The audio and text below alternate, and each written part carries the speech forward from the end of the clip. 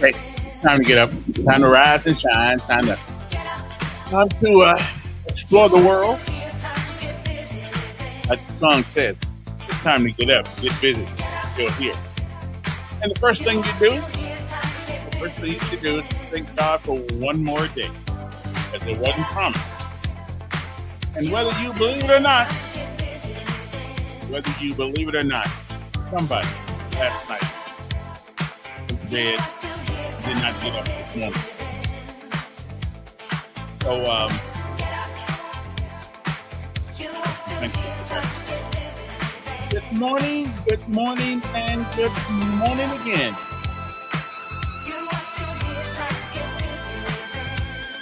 Oh, yeah. Time to get busy living. Anyway, as you rise and shine this morning in the capital city, it is 80 degrees outside. 80. Not 75 or 80. High today, according to the weatherman. Right now, I'm the weatherman. 96 degrees. Low tonight is 75. So it's a little warm outside. So y'all be careful about that. Take you some water with you when you go places and things of that nature. You know, water is good for you. I don't really like it, but you got to drink some every once in a while. Again, the forecast is going to be nearly the same as it was yesterday. And that word is a three-letter word, hot. Partly cloudy with afternoon showers or thunderstorms possible. High, around 96 degrees today. Winds west-northwest at about 5 to 10 miles per hour. Chance of rain today, 50%. It may rain, and it may not. Tonight, it's a Wednesday. Partly cloudy skies, a stray shower or two or thunderstorm is possible. Low near 75 degrees, winds light and variable. On tomorrow, 14% chance of rain or something. High around 95 degrees. Except, you can expect a few showers in the afternoon. But other than that, pretty much the same tomorrow as it is today, according to the weatherman. Okay, so time to rise and shine. But today we got a 46% chance of rain. Pollen is low. Ragweed pollen, whatever ragweed pollen is, that's what they say. Air quality is moderate. UV is going to be very high. That's what happens when the sun comes out. The UV index comes high. There's nothing new about that, right? That's just the way we roll. Anyway, good morning to you. Next up, it is our daily bread, a word from on high, something that'll hopefully change your perspective, give you a new one. But either way, it's good for the soul. Good morning to you. We call this show Decision because everything we do requires us to make one. And even when you decide not to make one, well, you just made one. So be careful about the decisions in life that you make. They tell the tale as we go on through this thing called life. Good morning to you. I'm Kevin Elkins. Not that it matters. You know, trying to be a politician is very humbling. Yeah, I've been humbled all week. I will tell you about that as we go along. I've been out walking the highways and the byways and talking to people. Meeting some great people, though. But it's humbling, and I'm gonna tell you what that. Well, I'll tell you about that as the morning goes on. We'll be back right after our daily bread, a word from on high. Something that'll, hopefully it'll get your day started off just right.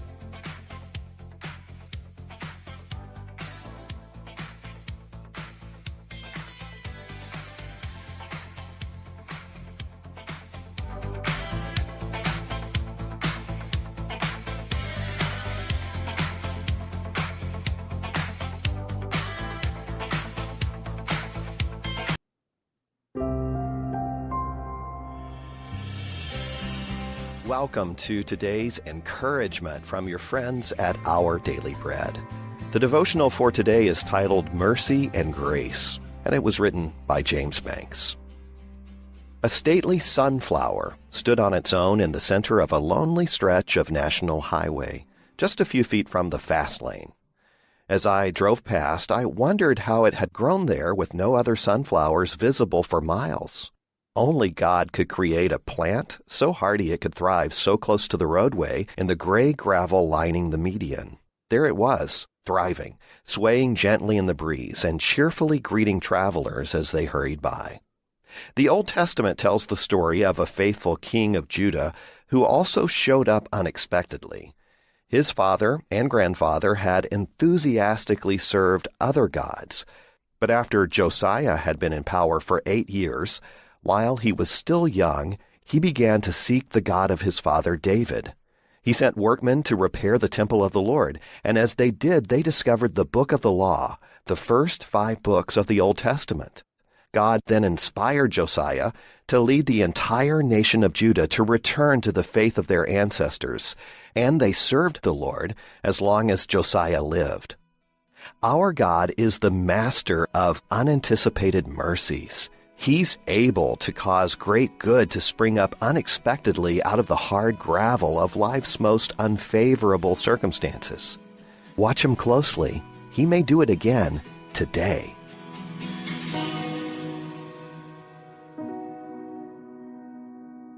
Now let's turn our attention to God's Word, and we'll go to 2 Chronicles chapter 34, verses 1 through 8.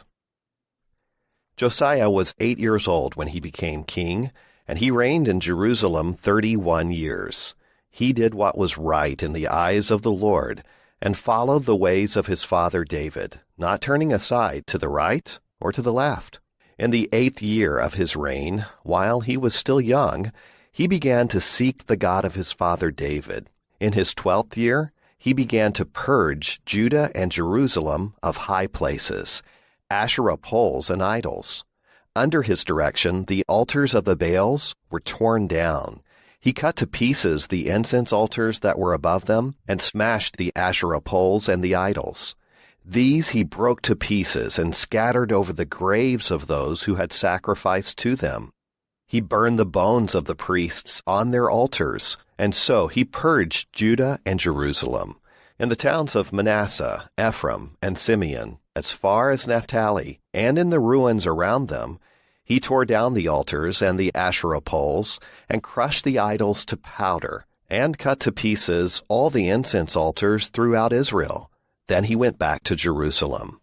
In the 18th year of Josiah's reign, to purify the land and the temple, he sent Shaphan, son of Asaliah, and Maaseiah, the ruler of the city, with Joah, son of Joaz, the recorder, to repair the temple of the Lord his God.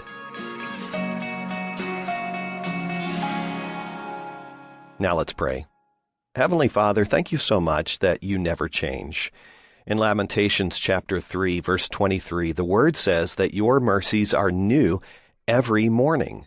Would you help us to look forward to what you have for us this day, and may your mercies be visible to others as we follow you. It's in your great name that we trust and pray. Amen.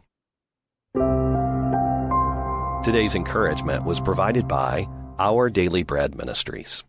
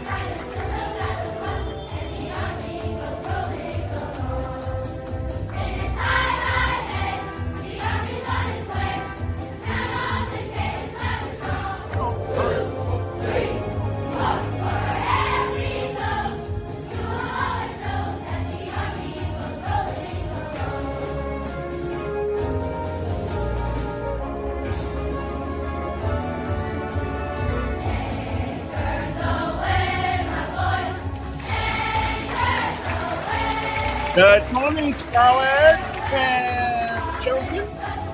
Scarlett changing the thing here at the school out there. Granddaughter. Oh, yeah. You listen real close, you can hear her.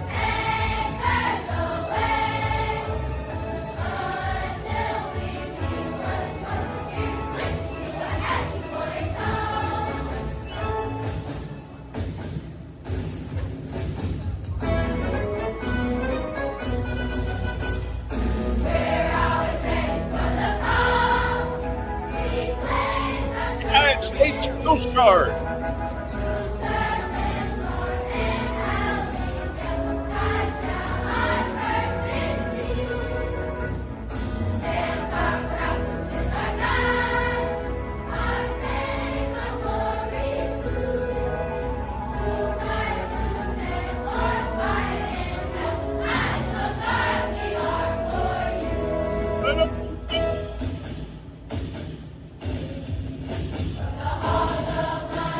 The United States Marine Corps, whose motto is "Super for Daily."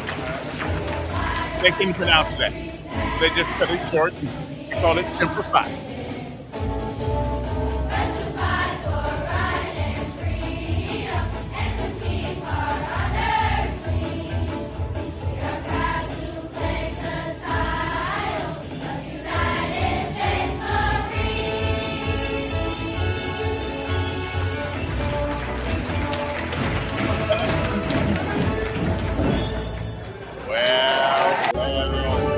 Okay, that's enough. That's enough. We love you. Okay, yeah, my granddaughter sings in that thing out there. They did. They. Listen, they did a good job on this. This was last Veterans Day. They did a fine job on that song. I got to tell you.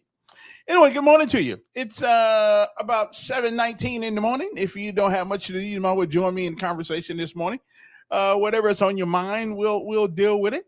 I will say one thing, just to start off the show with.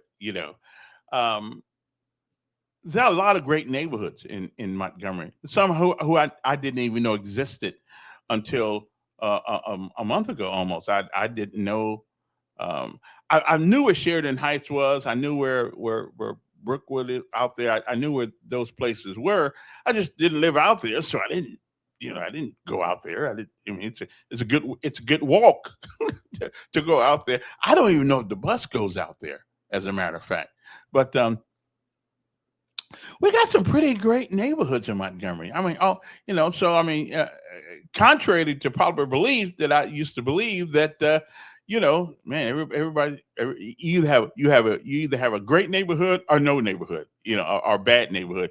But there are a lot of folks out there in Sheridan Heights, and their lawns are really nicely kept, manicured. Houses look good. Listen, I didn't know all that was out there because we never really hear about that. I would imagine that the city council people though know, because that's their job, is to know the neighborhoods that they say they represent. And I have to tell you, there's some good folks out there. I've had an opportunity to talk to a lot of them while I'm trying to put up a sign or two, and yeah, great people out there. Now, but the humbling part about running for this race, the humbling part is that the people who don't know who the hell you are,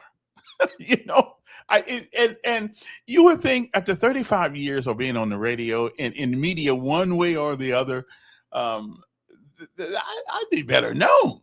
But no, that ain't the story.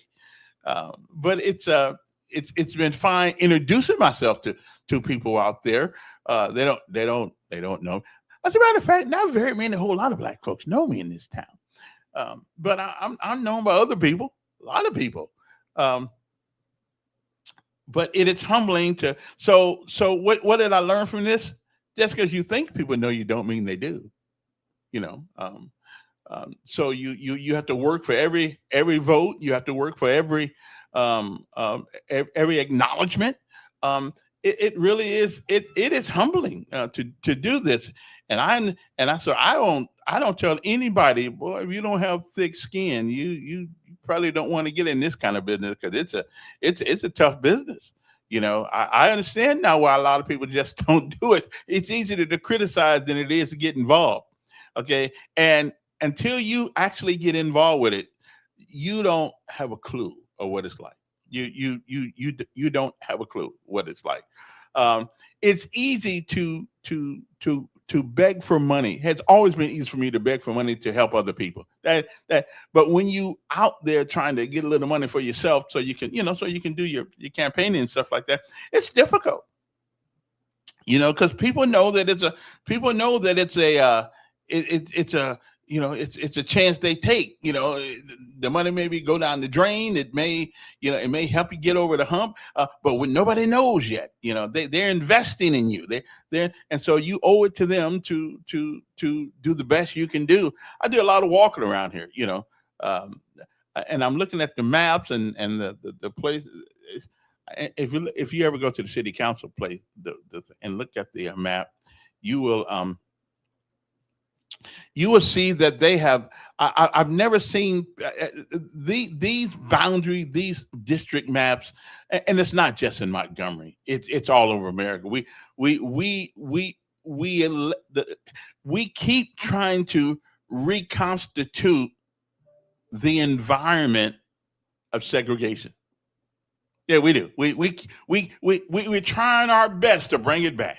We are trying our best to put the whites over here, the blacks over here, the Hispanics over there, the Indians over here. I mean, we are trying our best to reconstitute segregation, and in some instances, it is working. It is working quite well, as a matter of fact.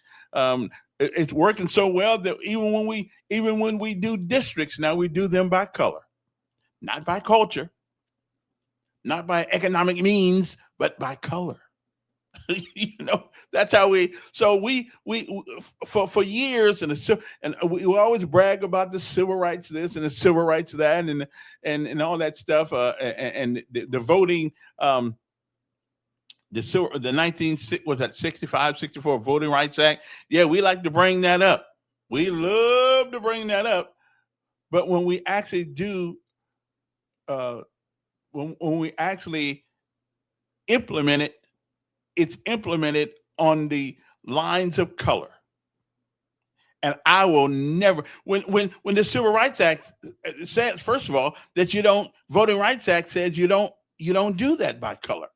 And that's all we have done for 50 years almost, is do things by color. So we are doing our best to reconstitute segregation, but only for political means. Only for political means. We're doing it for that. And I've learned, it's been difficult for me to be me in this city.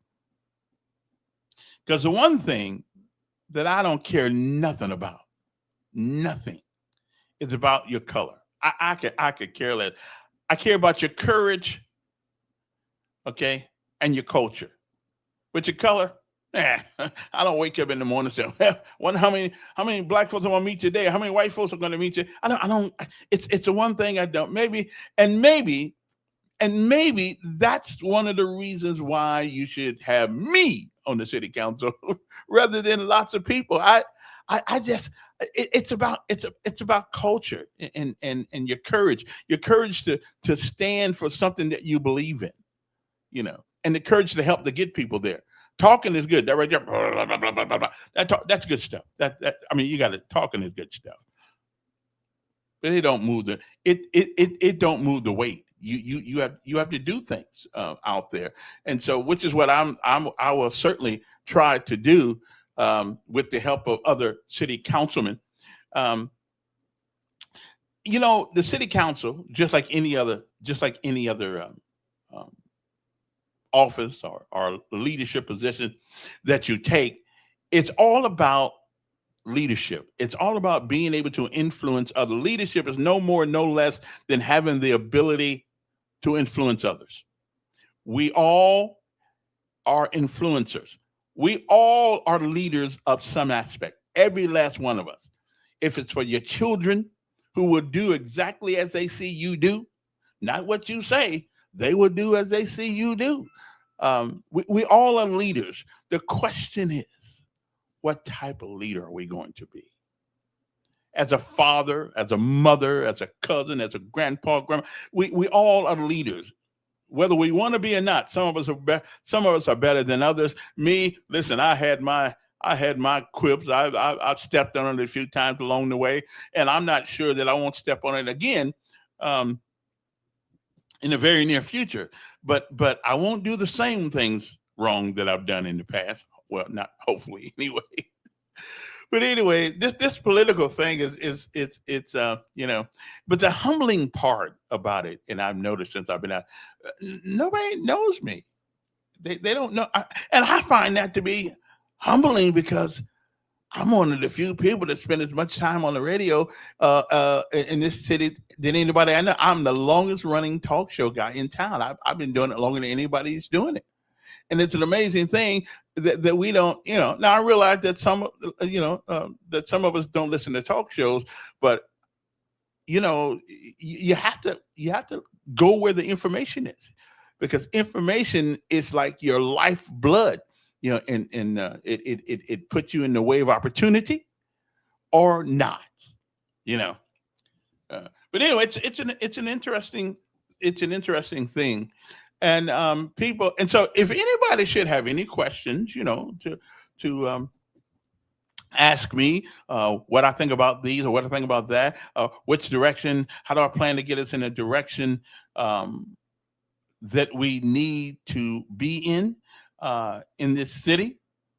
I'm all for the conversation, but I will tell you what is needed most. What do you guys think is needed most in Montgomery? I mean, we are very hyperbolous when it comes to conversations about real life things. We are hyper, and what does hyperbolous mean? Hyperbole is a great sense of exaggeration. Okay, it means like Trump. Trump. Listen, he couldn't even have a conversation without being hyperbolous. Hyperbolous is not necessarily telling the lie, but it is stretching. It is stretching what is obvious. Okay, what is like the other day he said, "I've done more for you than your mama and your daddy." And in some instances, he may be right, but most instances he's totally wrong. But he uses hyperbole in order to make a point.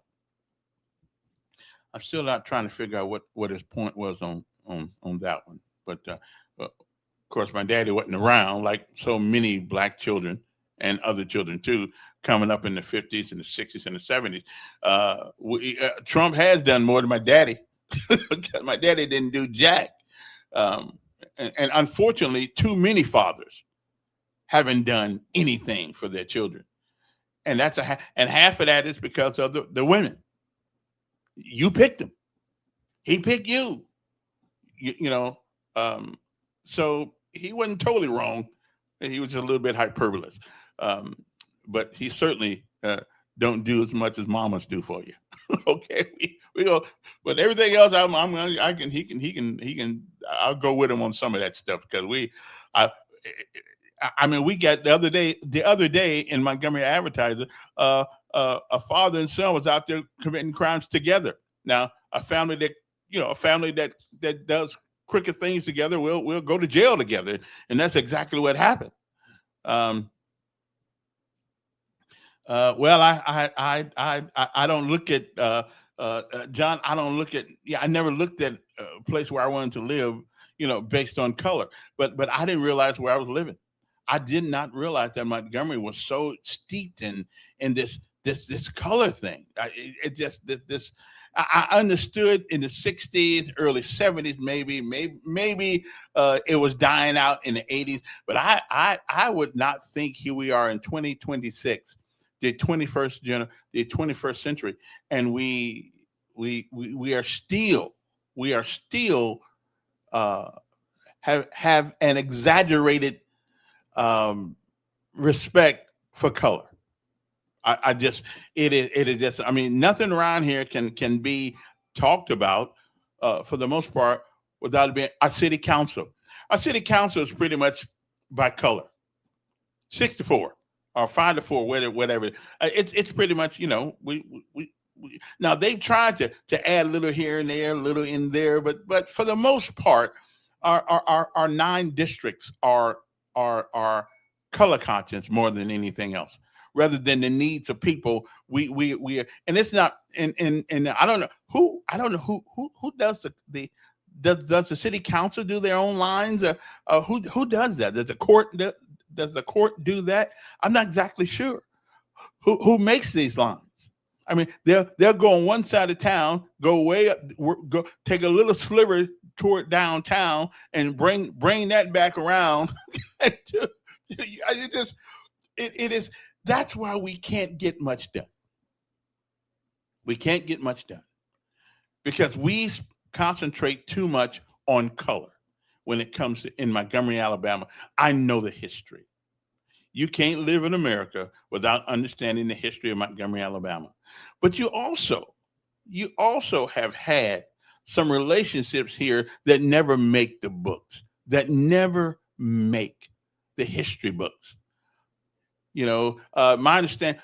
Anybody know the name Viola Louiso? Yeah. hmm and a few other white people who died trying to help black folks. Anybody know about that? No, you never hear about that. You hear about the conflicts, but what about the compromises? What about the people who put it on the line, their life, their liberty, their posterity, and their prosperity? They put it on the line um, to to help a group of people. And it angers me sometimes that we are still where we are. Um, but we are. That's where we are. And we allow politicians to manipulate us mentally, socially, uh, into thinking one way or the other. Not everybody, of course, we don't, but it is an accepted practice in Montgomery, Alabama, that everything is to lay on race at the foot of race. Every disagreement, almost many disagreements around here, are done based on our perception of what race means and what it doesn't mean. Okay, it is what it is. It sickens me sometimes that we can't have a conversation. You lose your job, you lost your job because you're rich. When I left Cumulus Broadcasting after 24 years, I didn't really think about race when they got rid of me. Although, wait, although they kept making me go to DEI classes, and one day I told Miss Berner, who was the CEO of Cumulus, I said, when we come to work here, we don't really think about race. His name is John. His name is Charles. His name is Babbitt. I mean, we never really think about race until corporations make us think about it. I said I don't, and I thought I was going to get fired that day, but I didn't, because I said I just get tired of hearing it. They were telling us, well, you need to go to black stores. Now, these are people who live in the ivory towers. Wait a minute. These are people who live in ivory towers in Atlanta telling me in Montgomery, Alabama, you need to go. I said, well, I go to black stores if it's got what I want. How about you? When the last time you been to a store that was black? You know, See, they got, don't do as I do, just do as I say do. Yeah, and evidently it does. I thought it was bigger than what it does. We have an influence. We have AM radio had an audience of influence. Not the biggest, no, but certainly the smartest audience. Uh, uh, Certainly the smartest audience of any radio genre ever existed. Talk radio has a place where people who are smart, who think, who want to do something. They don't know what to do sometimes, but it was a unique. It is a unique audience, an audience of the doers and the movers and the shakers. So I was proud to be part of it. To tell you the truth, uh, ever since um, and just to give you a point here, I got introduced to talk radio by setting on a at an Air Force base on the ground. I used to carry AM radio with me in the early '70s, middle '70s, and every time we was going to go jump, and there was a what can I say? There was a if there was a raining or the clouds were too low or something like that, we would have to just wait and see whether or not wheels were going to be up or not. And I just got to listen to talk. A guy named Bruce Williams, as a matter of fact, guy named Bruce Williams was a guy who was telling us all kind of information for free. I said, "You telling me this for free?" They would give us they were telling us how to. I mean, bankruptcy, telling us how to get something done. If your landlord stuck it to you, whatever the case may be, they were given all of this information free. And I said, really? And so I started listening to it, and it was like a friend to me. Where else could you listen to get free information on cell phone talk radio? And I learned about politics. I learned about what's good and what's not most of the time. But there's a different culture in Montgomery. We listen to rock and roll or the oldies, and which is nothing wrong with that. But there's only been one information thing. Your talk radio is like radio, internet for radio. It's like the web for your life. It's something you'll learn something, and I will tell you, I have never been broke since I started listening to talk radio. Oh, I haven't had as much money as I probably wanted, but I've never been broke. I never reached in my pocket and couldn't pull out. I'll give most of that credit to the Lord, but He directed me to talk radio too. But information is the bloodline of survival. It really is. If you don't have information to make your decisions on, then you are going to be lost. And so I guess that was my word for the day. Use it when Rush, yeah, right. And Rush was the father of it. Rush Limbaugh was nobody can deny that. Rush Limbaugh took it. I never heard of it, but Bruce Wayne, but Rush, yeah, he brought something out of people, because everybody has an opinion. Everybody has an opinion. Okay. And sometimes they want to tell people what it is. They want to tell you what it is. So it's a great place to share ideas. It really is. And I was just somewhat taken back because this is the only place I've ever done radio.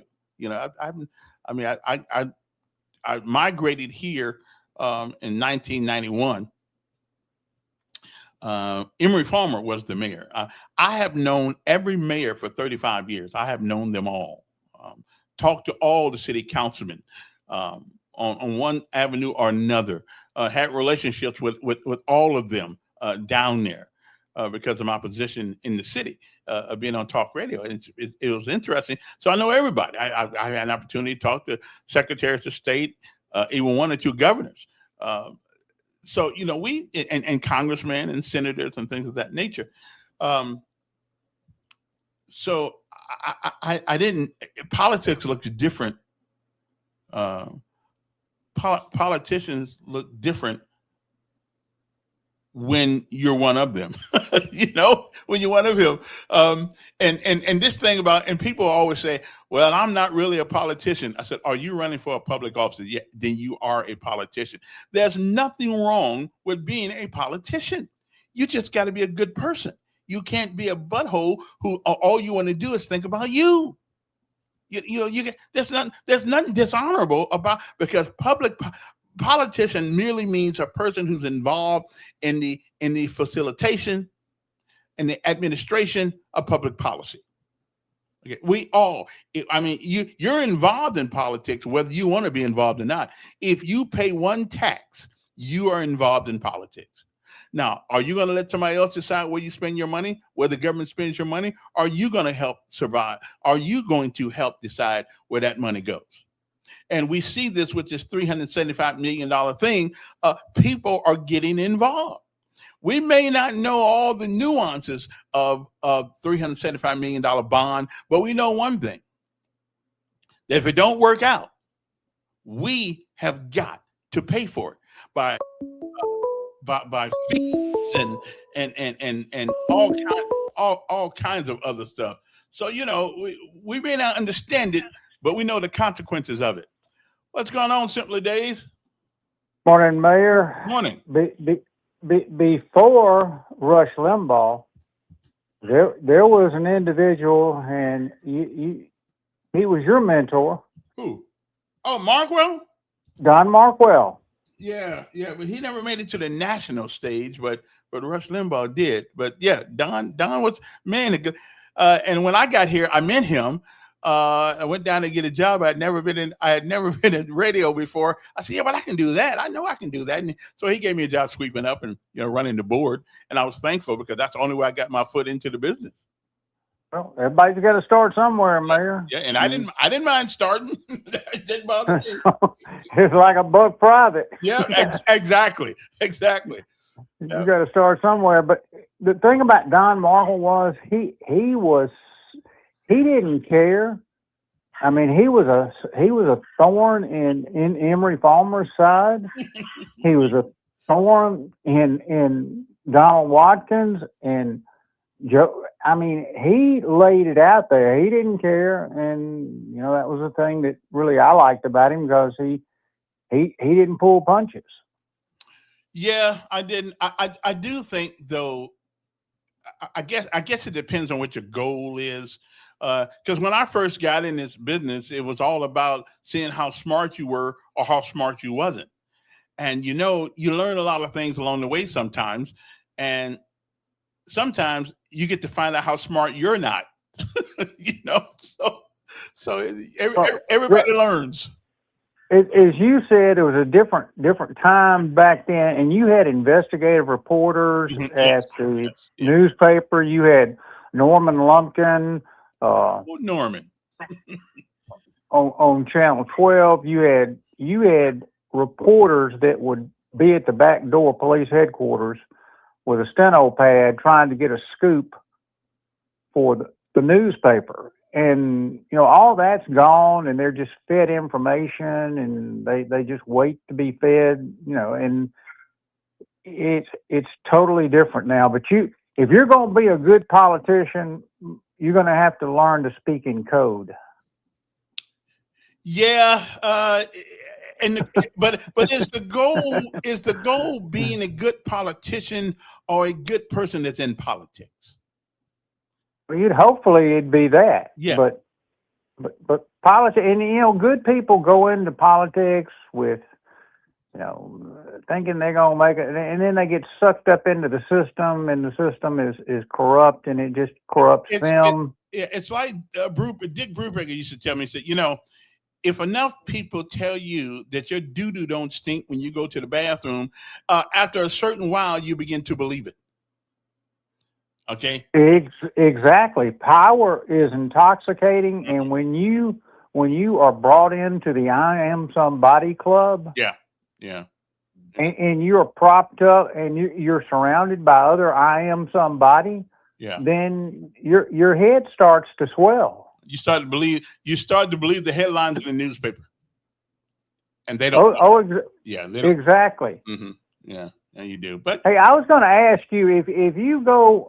When you go on the city council and you're presented with a tax increase, which is coming because our mayor's speaking in code and you've got to be able to decipher it.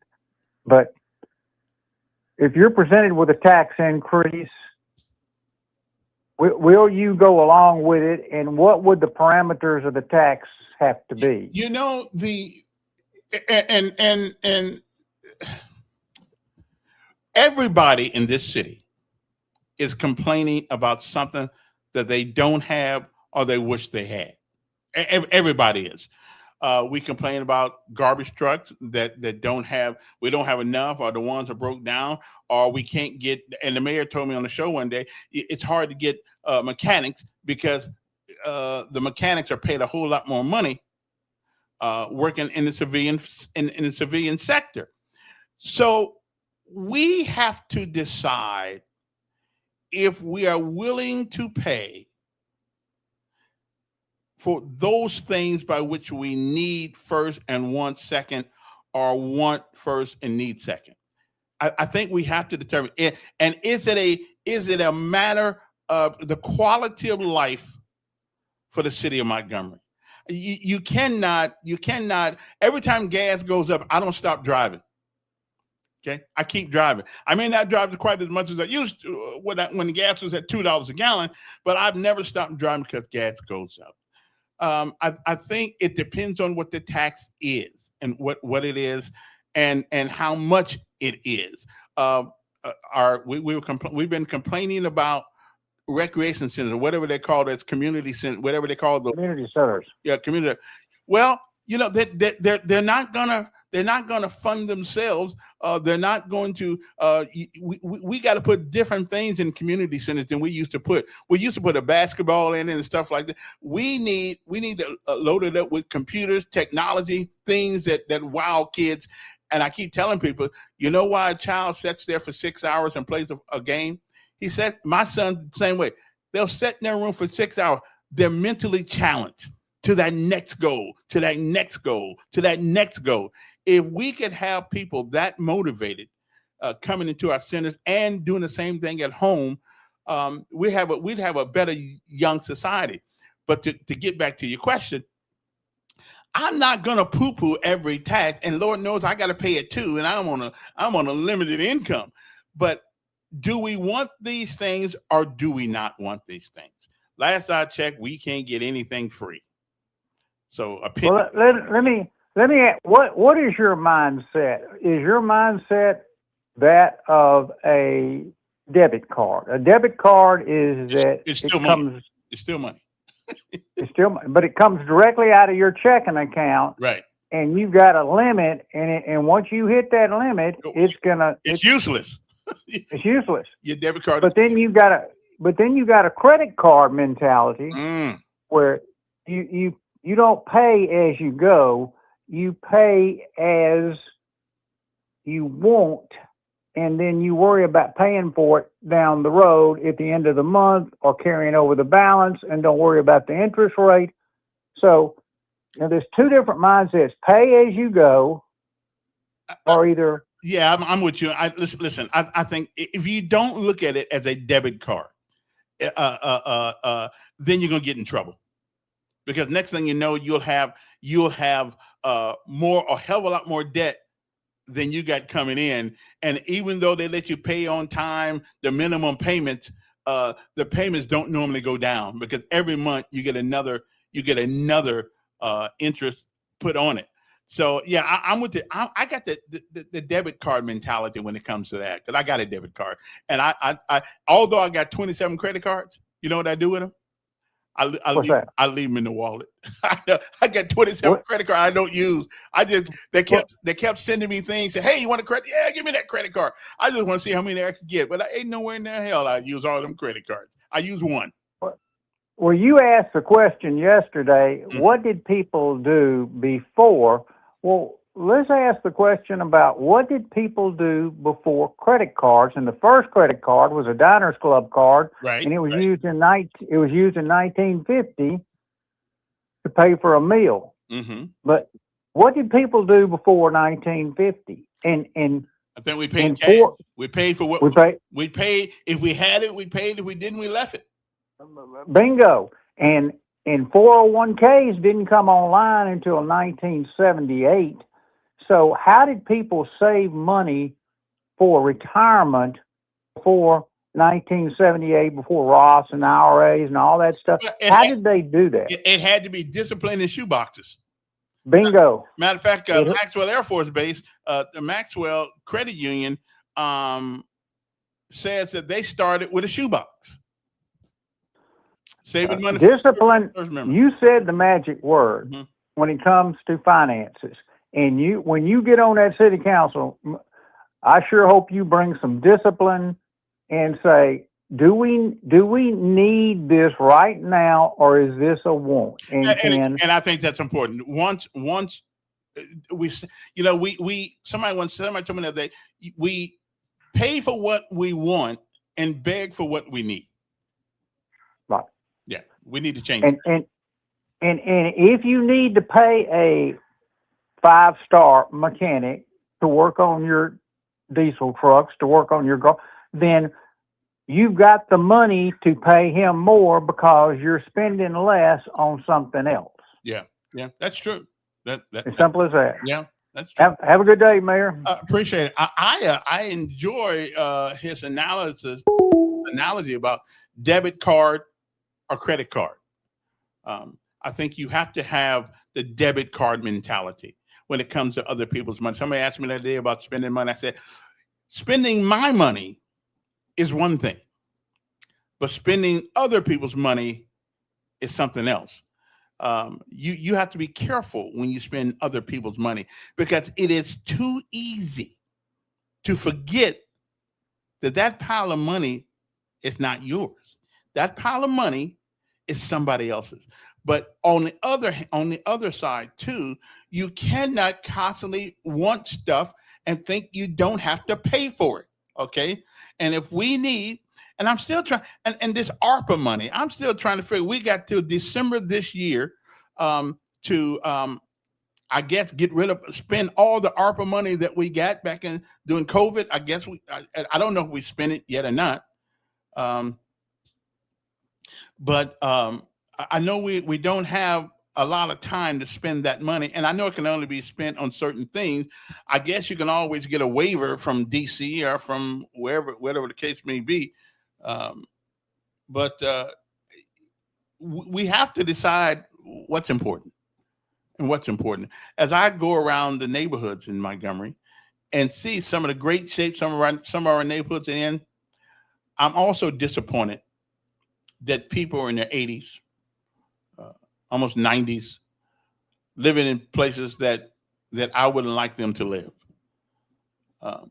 They didn't get the little Social Security money that a lot of us got when they worked for a little bit of nothing, especially down south down here.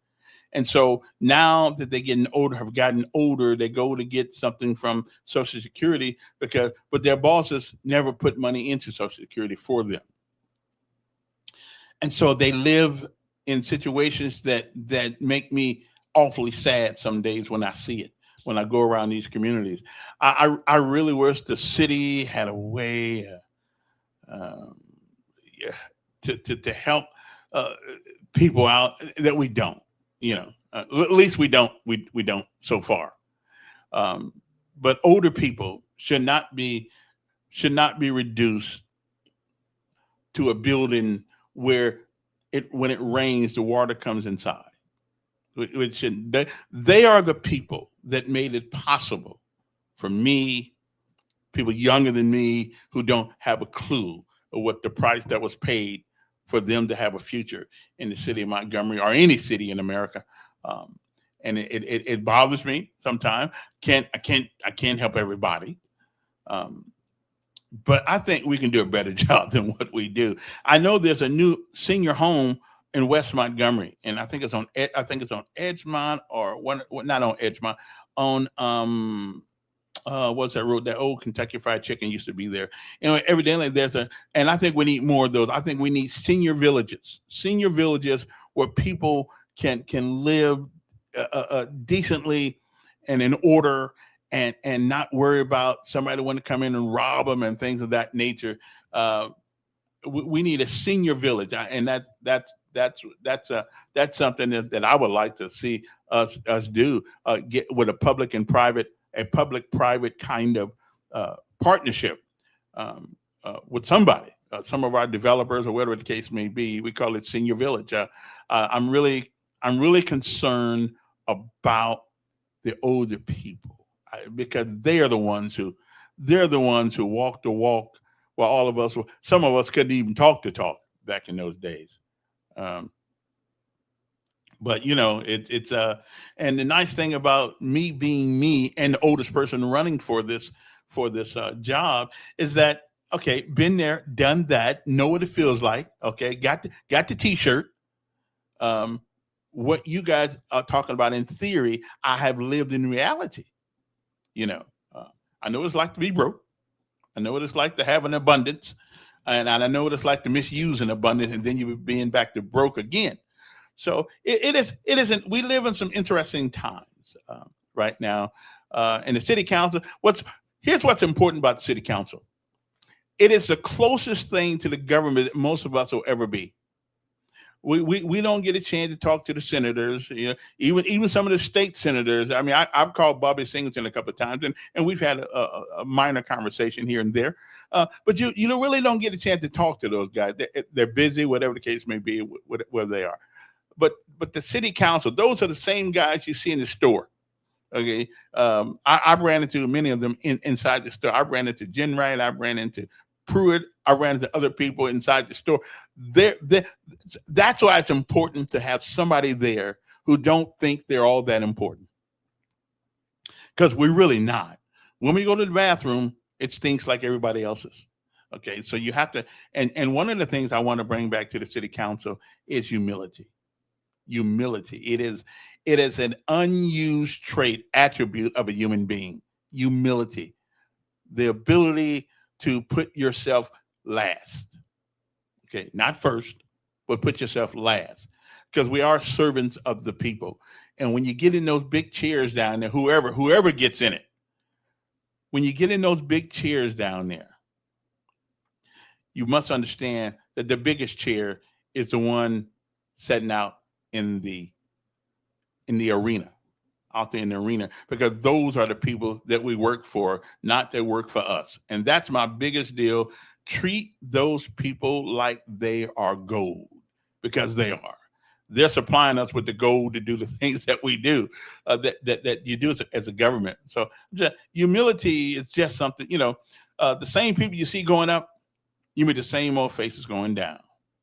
Okay. Well, I don't know. I don't believe anything that anybody said Trump is doing when it comes to these kind of things. Because according to y'all, he's taking out all the older people, put them on in a wheelchair, and set them on the side of the road. And when the garbage truck comes, put them in there. I don't believe that. Show me the proof. Give me the proof, and I'll shut up about it. But I just don't. I just don't. And again, I'll ask you, Camilla. What happened before 2016? What happened before then, when things were bad? What happened before then? What happened when Biden was in? What happened when even Reagan was in? There are no perfect people. There are none. Everybody's not going to do what you want them to do. And the only way you can implement anything, you got to win. I don't think no waiver on ARPA, paying firm exorbitant amount of how to spend already. That's true on ARPA. And here's another thing. I'm still trying to figure out these small business loans that they're supposed to give out to people. I haven't heard the mayor say anything about it. Are we giving them out? Are we giving the money out? I don't know. Are we doing it? We gave $2.5 million out to consultants on the money. So we already spent half the money. We already spent half the money for the small business on so people can tell us about the money. I'm lost. Good morning. Good morning. Mm-hmm. Listen, this is my point when I bring up 2016. It's just like you opened a Pandora's box when he came down the escalator. You can talk about people, mama. You can be rude. We've been doing that all the time. Listen, yeah. we may have been doing things undercover, but not on national television, not on every Twitter page, Facebook page, all YouTube. Everybody, you let the box open and hell walked out. I have never said before in my life, I have seen the devil, and he walks on this earth at this point right now. Mm-hmm. We speak of it in church. He roams from here to there for 2,000 years. But I can say I have met some of y'all in person. From the things that you do every day, talk under women's clothes, talk about them. Anything, say kind words. Do you think that right? Do you think that's something new? I called to answer your question. I know. I'm just saying. Kind words. Yeah. Kind words have been put on the shelf, and I don't know when we're gonna pick them up again. Because I would never expect a politician to call somebody a pig, you ugly, you stupid, out on national television. There is some decorum. I might think a lot of things in my brain, but I don't say them out loud till I see you in your face. And to you let me ask you a question. Let me ask you a question. I'm never going to get on television and let you tell me. And let me ask you a question. I have never in my lifetime heard the heard people talk about the president of the United States like they did. Wait a minute, like they did Trump. Wait a minute, I never heard the things people say. So he had a right to be angry. He had a right to be angry at him. Listen, he opened the box for them. No, he didn't. No, he did not. Yes, he did. No, he did not. People call him a Nazi. You know what to be called a Nazi means? It means that you participated in killing millions of people. You know what that means?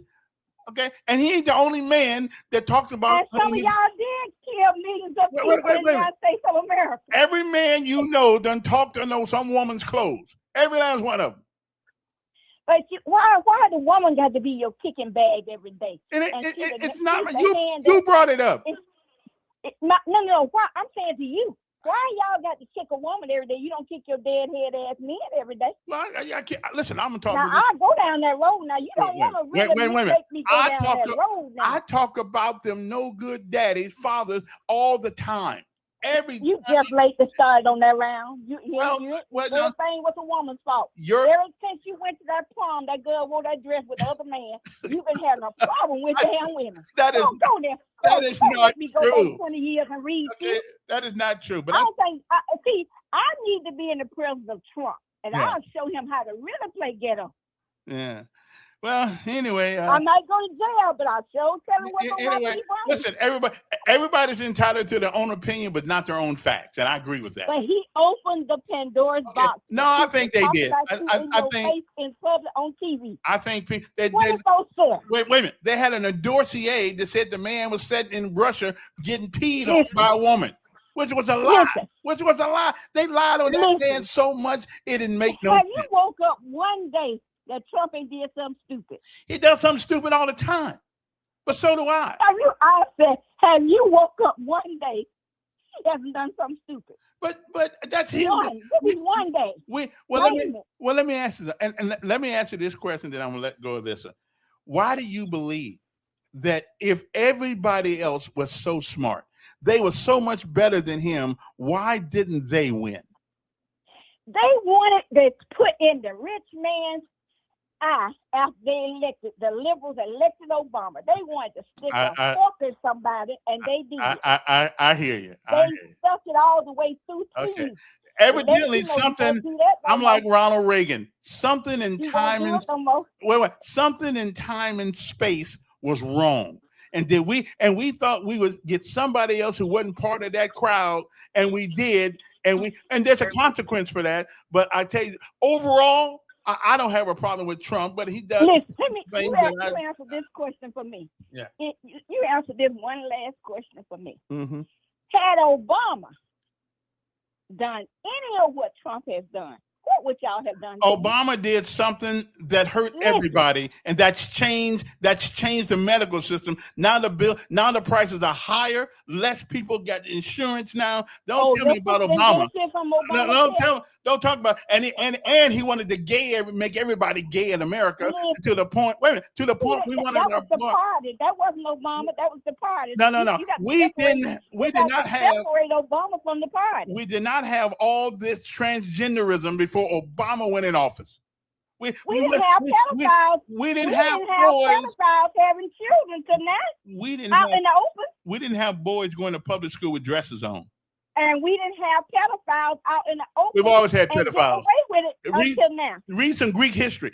We always had pedophiles. No. I'm talking about in this United States of America right now. 2026. Wait. A pedophile got more power than a regular person. We always have had them. But they haven't been out in the open, and then you all. That is a mental illness. That's a mental illness that somebody got. Now it's a mental illness. Now it is a mental illness. You think it's normal to want to be somebody's kid? No, y'all have made it normal because we got people sitting in high places that are pedophiles. Well, I don't know. Prove it to me. Who are you talking about? Prove it to me. I don't have to prove that. It speaks for itself. Okay. Every day in the newspaper. Now check our paper out. Okay. Some of the ones I said. Well, Obama started some of that too. They just killed two. Yeah. In Florida. I saw that. And Obama helped start some of that. Wait. Obama made it more palatable because telling boys they can go in girls' bathrooms. And what did Trump and Epstein do? I don't, did Trump do anything with Epstein? I don't know. But they were friends. Has anybody seen the proof? Discuss the Epstein files. Has anybody seen the proof of him doing anything wrong? They won't. How many sheets they don't put out there for you not to see? And again, I haven't seen it. If you've seen it, you don't want to see it because you got your head in the sand. Send me the copy. Send me the copy. I got to hide your head in the sand so you can't die. Listen. Do you think I want? Do you think I want to? Every day. Do you think you give me stuff that other people written that you don't even know what the source is? Listen. Right. Ask some folks that feed you the information you need for the other side. All right. Hey, gotta run. Gotta run. I just don't know. Again, ask yourself this question: What happened? What happened to America that we decided to try something different? Now we certainly got something different, and that's for sure. But what happened? We were tired of hearing everything else. Everybody getting rich. We had congressmen on both sides, senators on both sides, determining what happens to a stock. They leave the floor, go get rich on the backs of the American people by manipulating us and stocks to go up so they can make more money. At some point, I think everybody down there's got a little crookedness in them. I do. I think at some point, everybody's got a little crookedness in them up there. That's just the system that we have today. It's still better It's still better than most people's, but in most countries. But it has its faults and it has its weaknesses. Okay, a representative republic has issues. Okay, and again, I agree with that. Democrats ran 2 women, and men. We just ain't ready for that in this country. You know, we call ourselves a Christian country. A woman is not supposed to usurp authority over a man. Yeah, that's just the way we're looking. This ain't Mahatma Gandhi. This ain't now. Margaret Thatcher. I think she did a good job actually over there in UK. But she was one. She's one in a million. And Gandhi, one in a million. Trump and Epstein, close friends, just like Biden and was friends with the KKK. And maybe so, but I don't know. I don't know what their relationships were with one another. And I can't believe anything in the paper. I'm sorry. And if it's on the internet, that's even worse. I can't. I every day these people almost get me every day. Hey, make $1,500 a day. Right on. Sign right here. And I keep doing that. I've been bent over so many times on that. I don't believe nothing on the internet. And one day I listened to a tape. I listened to a video for an hour telling me how to make money, how to do this, how to do. I mean, it looked legitimate. You know who was on it? What's his name? Zuckerberg. Then I got to thinking, when nothing happened, I got to think, wait a minute, that could have been AI. So with AI and all this stuff, you have to do your due diligence to make sure things are true. Because we can, not only can we make lies up, we can make videos of people looking like they're actually telling us stuff that they're not. So listen, I leave it alone. Okay? Leave it alone, because just because it's in the newspaper, just because it's online, just because somebody wrote an article, don't make it true. Okay? So, I'm going to leave that alone. Moving right along to other things. One of the problems we have in Montgomery, I don't know how to solve it. I don't know how to solve it. One of the problems we have too much shooting going on. Every day, too much dying going on.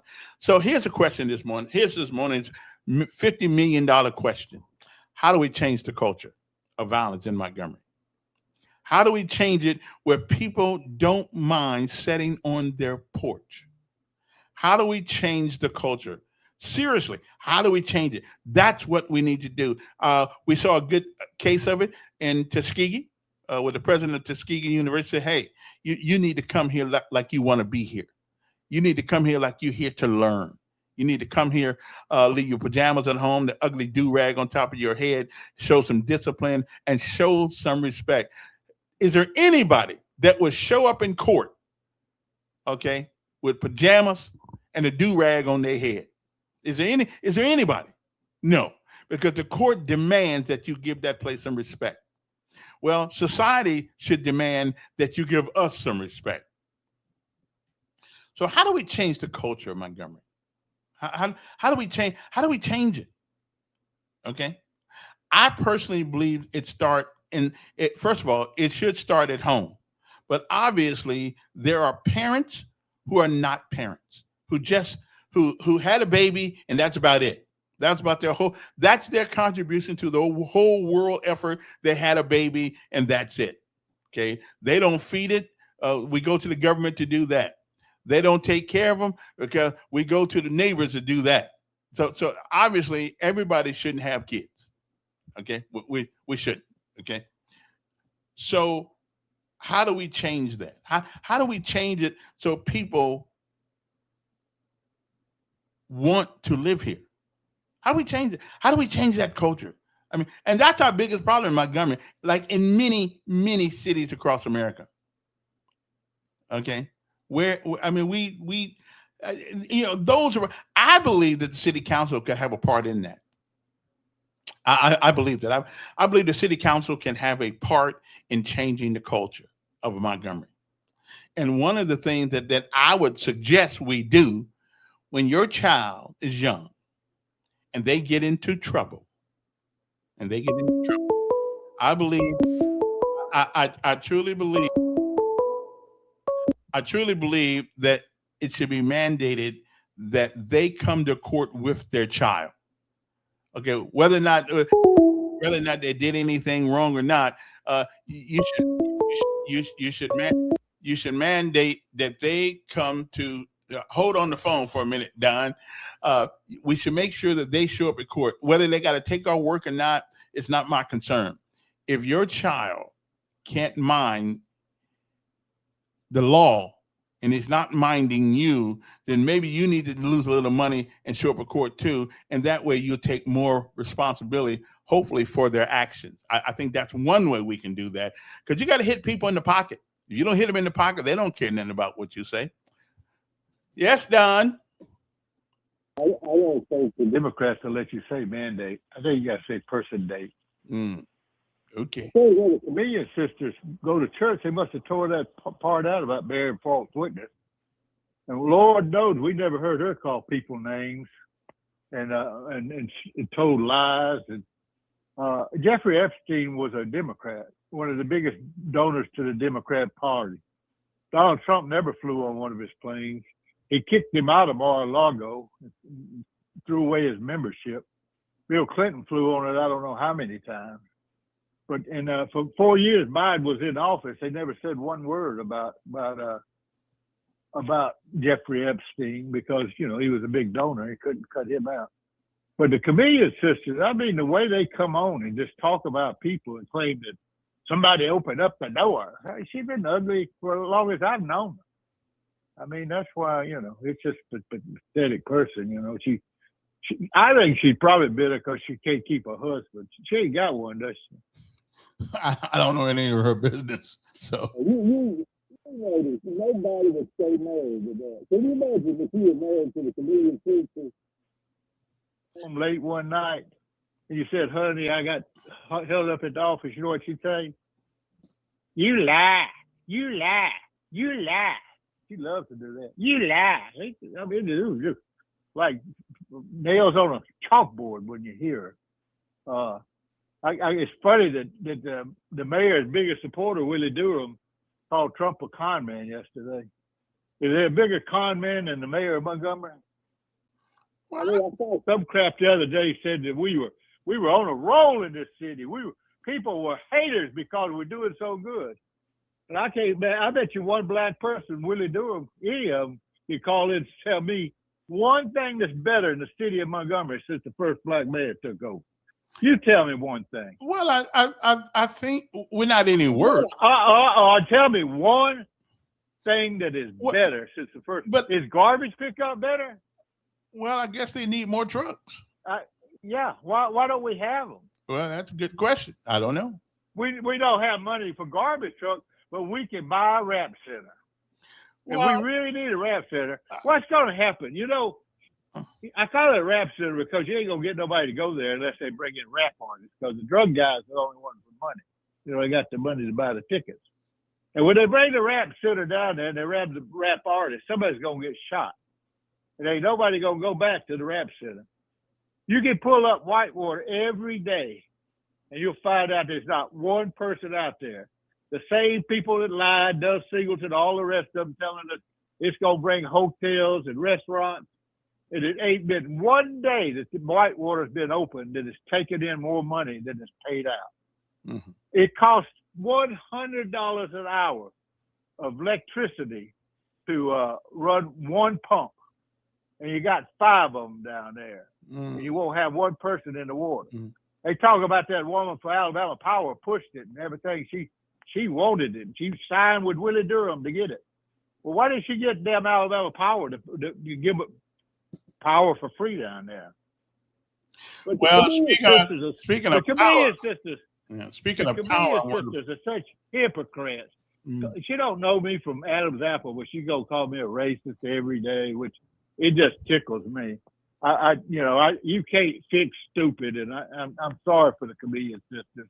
Anybody that runs around with a camera and takes pictures of everything, that's probably why she ain't got no man, because I can imagine the man taking pictures of him and giving directions. Oh, it's got up in there. It's got up in there. I got a camera on it. I got a picture. See you later. Ooh, what did John McCain do to deserve his comments? I think it's McCain, in my opinion, had the same issues that Kelly does, that Captain Kelly does, when he was telling everybody, insinuating that they did not need to follow the orders of the commander-in-chief. I think you got politics mixed up with bearing. Okay, there's certain things you just don't do if you're a member of the military, whether it's retired or on active duty or reserve. I think John McCain and a lot of and Kelly got to thinking that their doo-doo didn't smell because they had senator behind their name, and they forgot on many cases, and John McCain too, they forgot their military bearing. Okay, they mixed politics and tried to influence people with the politics by leaning on their military record. And I don't blame Trump for getting on him. Yes, Willie. Councilman Elkins. Yes, sir. I have a question. I got an answer. Did you watch the celebration of life services yesterday for Senator Graham? No, I didn't. So you wouldn't be familiar. The president eulogized him. You didn't see the eulogy then, or you have seen any excerpts of the eulogy? No, I have not. Okay. Then I won't ask you the question about that then. I will ask you this. Have you seen the comments that Lindsey Graham, when he was running for president and Trump was running, they had a field of 16 in the 2016 election.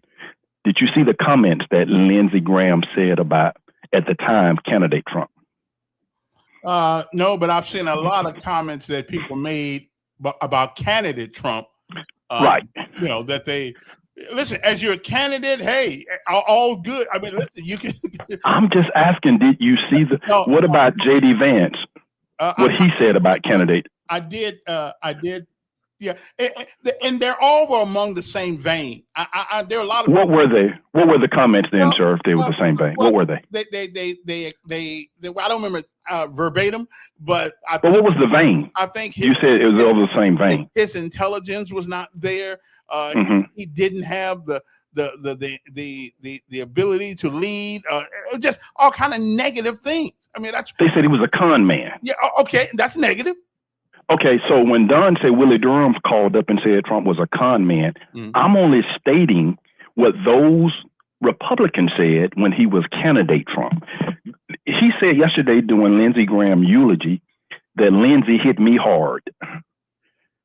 and I hit him back hard, and I released his cell phone number, and he got a bunch of calls. He said, so he wasn't very well liked. He was eulogizing Lindsey, and he said he hit me hard. So when Don calls him, say, Willie said that Trump is a con man, I'm only saying what those other people said. Now, Vance is the vice president. He said it. And Lindsey, if you go back and you can YouTube it, Kevin, since you're not familiar with it, you say you're familiar with the vein of it. Go back and YouTube what Graham said about candidate Trump prior to the 2016. Yeah. I mean, now, Lindsey, and now I'm going to say this last thing. I'm going to hop off. You can have the rest of the time. It was rumored or widely known that his best friend in the Senate, Lindsey Graham, was who? Strom Thurmond? No. Oh, okay. I don't know. John McCain. Okay. That was his best friend. All right. And so when candidate Trump said that he doesn't like people that are war heroes, he liked his war heroes to not be captured, not prisoner of war. Now, Lindsey Graham was a colonel in the Air National Guard. Right. I know that. He and that was his best friend, John McCain. A guy who evaded serving is allowed to attack a war hero, Kevin? Brother, we had people in America dogging a Vietnam veteran on the way home. So I mean, I'm not talking about that. Right, but it's America. You get to dislike whomever you want to. See, and that's the difference is that you're comparing somebody that when Vietnam vets came back through. I'm talking about somebody that was at that time trying to become the commander in chief. At that time was trying to and it was. You saying that was okay? Wait a minute. Do you get to say what you want to because you served in the military? You captured or not? Kevin, this is what I'll always say, and I'm going to end on this. I can say whatever the heck I want to say. Yeah, you can. However, I have to deal with the consequences of what I said. Right, but they started talking about Trump before he said any of this crap. But I mean, no. You said I'm talking about what Republicans said, sir. Not this dossier that you keep going to. I'm talking about all the people prior to him. They didn't like him. Why didn't they like him? Because why? First of all, he probably doesn't have the temperament necessarily that I would. If I put it this way, he probably doesn't have he doesn't have the temperament that I would like to see as a president of the United States. But everybody else did. Not only the temperament, Kevin, he said, and you can pull the YouTube, if he ever ran for office, he would run as a Republican because he can tell them anything and they would fall for. Well, that's hyperbole. And again, see, and that's the thing. When somebody tells you when somebody tell you what somebody said, this is the line. He didn't say it, and then when you prove he said it, he didn't mean it. And then when you say, well, he did say it, he said he meant it. Well, it was taken out of context. And you don't think that's the defense? It's hyperbole. Wait a minute. At what time do people say what they? Maya Angelou said, when people show you who they are, sir, believe them. Don't begin to make it's hyperbole. No. Here's what I think. Wait. Here's what I think that people like you and other people who totally disagree with him, you try to change my mind. My mind won't change what I think. I still think his heart is in the right place. His actions may not be, but I think he thinks America should be first. And we shouldn't be. Trust me, I would never try to change your mind because 50-50 used to say a man convinced against his will is of the same opinion still. Absolutely. So I'm not trying to convince you against your will because you're going to be of the same opinion still. Exactly. I'm just telling you what is the facts. Right. And you can judge those for yourself. So when someone says Willie Durham called this man, I said what Senator Graham said and what Vice President Vance said. That's all. A lot of people said things about him before they thought he was going to win. A lot. So I'm not calling the man a con man. And again, though, why did he win? If he's this bad guy, why did he win? Twice. I told you, because the Democrats ran 2 women, and this country is not ready for any woman to serve in that seat.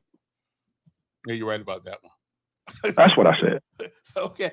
But I'm not calling him a con man. I am saying what he said during the services yesterday, that Lindsey hit him hard, and he released his cell phone number in retaliation. Okay, well, So when you get to with the big boy, when you play with the big boys, you get hit like by the big boy. I don't have. I'm with you, sir. I'm just saying I did not call him. I'm just saying what the vice president said and what Senator Graham said, that he is a con man. Yeah. And they said a lot of other unflattering things. Pull the YouTube up, sir. You got time. Bye. Okay. Again, I ain't my job to defend Trump. He got the White House. He can ride Air Force One. He can defend his own self, and he can't say nothing without somebody wanting to quote what he said. So hey, I don't really care about the little tit for tat things that they got going on in the media. I think he ought to shut up often and let his communication team do the communicating for him, but he don't. He really believes that he's smarter than his communication team, and I don't know why you're paying him if you're gonna say everything. But Willie Durham just took you to school, Elkman. Go State Farm, baby, go. Listen again. Willie has his right to his opinions also, but 80 million people couldn't have been 100% totally wrong.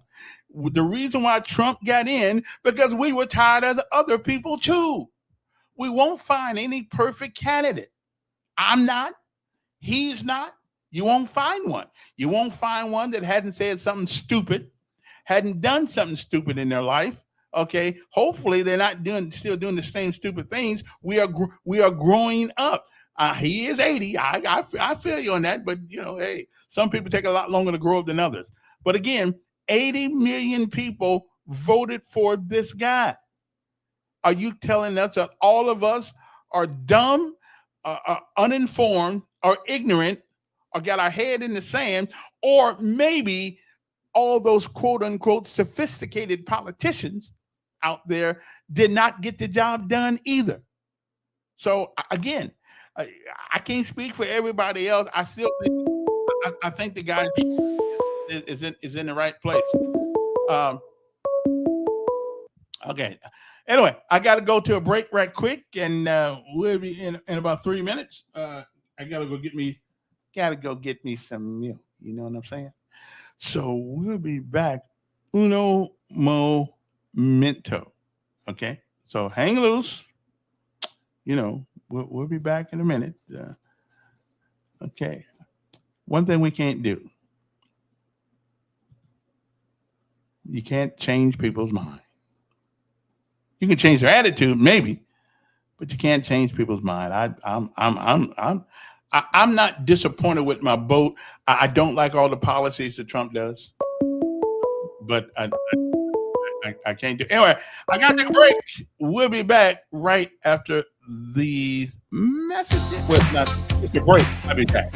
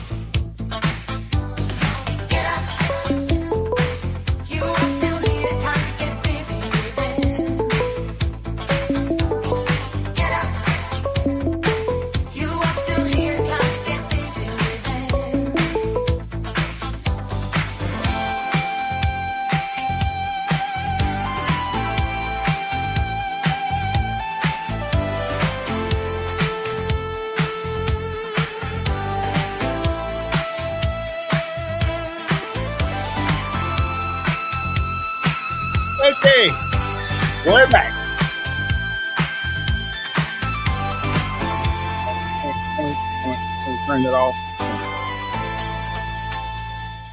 Okay, let's turn that down for a second.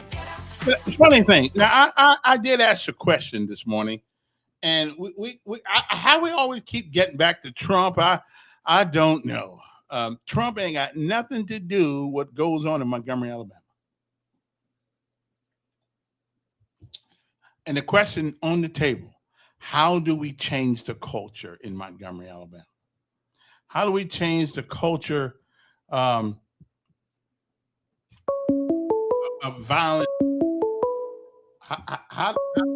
How do we change it? Don, you think this is the Don show? I got to respond to Willie Durham. You know, you don't have to respond. You don't have to. Fix my stuff. Well, Willie's just full of it. There's John McCain, the guy who got captured in Vietnam, and there's John McCain, the politician, the guy that was a member of the Keating Five that was stealing. You know, there's a lot of bad things about John McCain, and he really wants to say what I can't even think of his name, the senator Lindsey Graham said 8 years ago. Why did he say last week? Calling in the radio station saying that I thought that Donald Trump was a big fake, typical New Yorker. And I didn't vote for him in the primary. I did vote for him as a party. And I've never been so happy since I did.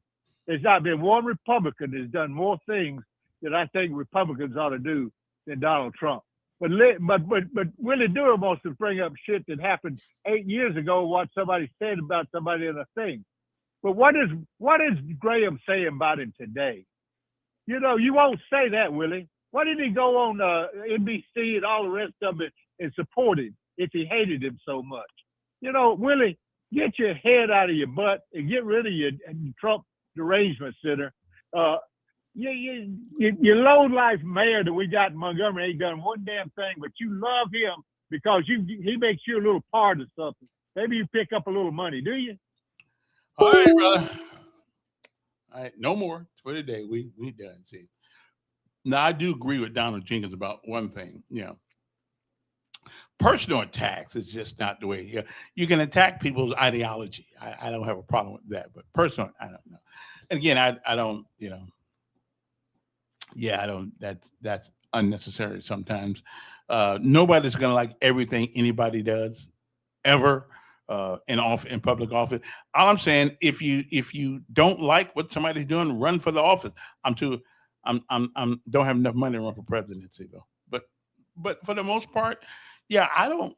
I mean, again, he just talks too much. That's what Trump does. Trump just talks too much. You know, he just says things that are inappropriate. But so do I. Anyway, the number's here. If you want to give us a call, you can do that by calling 521-2963. Somebody just surprised me today, called for the first time, so I can know that there's more than 3 people. Let me hear a woman's perspective on some of this. Yeah, let me hear a woman's perspective on some of this, because we always, Don wears French lips. For his, what? Okay. Don is catching hell in Montgomery. How y'all know we're not just catching? Don's male crushes Nick Saban. Okay then. Well, anyway, I'll let you guys have those words of exchange. Again, I still ask the question: How do we change the culture of Montgomery? Now that is a serious question. How do we change it? How do we go from where we are to where we want to be? Again, I think the city council has something to do with that. I think that there are policies in which we could put into place. First of all, stamp down on some of the dumb things that we do. I know people telling me, well, you shouldn't worry about people pooping on. You shouldn't worry about people pooping on people's grass and leaving it there. Well, if you let the little things go, sooner or later, the little things will be followed by bigger things and even bigger things later on. And you are seeing what's going on in Montgomery right now. What's up there, Simpler Days? Well, Mayor, I put a lot of mean folks in jail. Mm-hmm. I stood on Highway 80 and looked at the Grand Wizard of the Ku Klux Klan, United Klans of America, in the eye, standing beside the mayor. So I've seen some bad people, but I think I've heard the devil's wife on your radio this morning. Which one? You know which one. Well, hey, she said that the Clinton opened Pandora's box. I think Bill Clinton opened another box that didn't have the name of Pandora, but yeah, that's for another show. But you know, we look past what people say, what people do when they're the right flavor, and when Kamala called out Joe Biden and said and he blocked her from getting on a school bus when she was a child. Everybody said, "Oh, that's just political, football." Mm-hmm. That really doesn't. She didn't really mean that. And then now she's his VP, and so people say things, and usually there's a backdrop to it, and there's some lines in between. And I don't know what people mean when they say. You can say, you think and how it's presented and what's the meaning of a word. But we know that President Obama said that Hillary was the smartest person to ever run the presidency. So how did an old street fighter from New York, defeat her?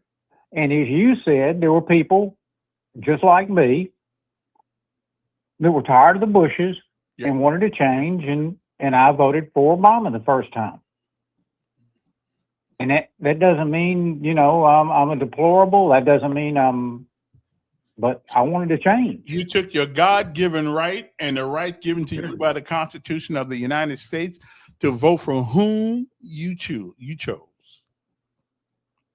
And the thing about we forget, and when we talk about he's a con man, and I mean, when the Fast and Furious thing was going on, and all they had to do was produce the documents to show who authorized the sale of all those AR-15s. Yep. The one that got to kill the Marine kill, the border agent. They would not produce those documents, and President Obama let Eric Holder slip out the back door in the middle of his term to avoid what? Yeah, as a matter of fact, he didn't, even though he did get an invitation to Congress to say, he didn't go.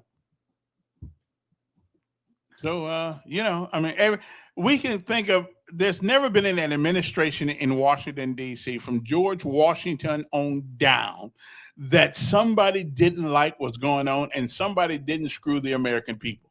That's just part of the job description, Amen. Amen, brother. Yeah. All right. Appreciate it. Let me see now. The question you're asking about the same as asking you what your platform is. I don't have a platform at all, as a matter of fact. And most people don't. They just come up with some words so they can tell you. So it's hard to have a platform when you don't know where you're standing. Okay, it's hard to, like, everybody gets, what's your plan? Well, I don't know. I got to get there first and see what plans I can make. Okay. Now, if you ask me what my concerns are, then that's one thing. But that's what my plan is. My plan is predicated on what everybody else is willing to go along with. So my plan don't really mean anything individually, unless we can get 4 of the people to go with you, which from where I sit, all these years watching the council work, that's a hard thing to do. Unless it is something that is publicly accepted by the majority of people in Montgomery, it's difficult to get anything. But I do believe that I don't prove all the stuff you're saying about Obama. Who, me? He made an edict about this edict about letting boys in the bathroom with girls, go to the girls' bathroom. That was something that came down from the Department of Education under his umbrella. That was crazy crap.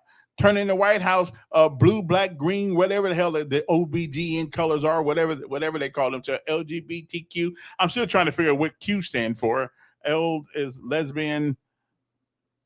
What does G stand for? I don't even know what G stands for.